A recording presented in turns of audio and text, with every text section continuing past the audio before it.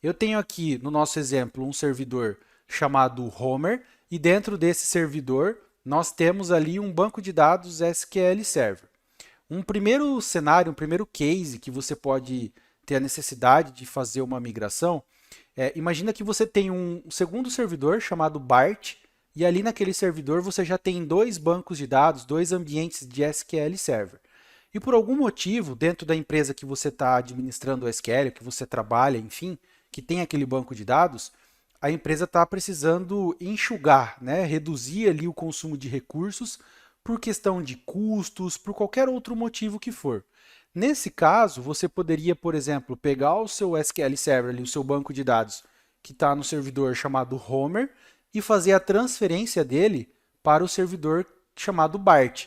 E aí você teria nesse cenário três ambientes de SQL Server dentro do servidor BART e você não utilizaria mais aquele servidor Homer. Para fazer essa transferência entre o servidor Homer e BART do seu banco de dados, você utiliza uma migração do SQL Server. E aí existem algumas coisas que você deve levar em consideração quando você vai migrar. Pensa quando você vai mudar de casa, por exemplo. Usar o exemplo da mudança de casa. Você morava numa residência e agora está se mudando para um outro bairro. Quando você vai se mudar, você não precisa pegar todas as suas coisas, todos os seus pertences, todas as suas roupas, seus móveis, ou seja, você dá uma rapa ali naquela casa que você está saindo e leva tudo aquilo que você tem para aquela nova residência, para aquela nova casa que você está se mudando.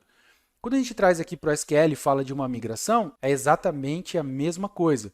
Você não vai levar apenas o banco de dados, você tem que lembrar de levar o banco de dados, de levar as configurações que estavam ali adequadas para aquele banco de dados, todos os acessos, né, logins que existem ali para acessar aquele banco de dados, jobs, que são rotinas automáticas que você configura.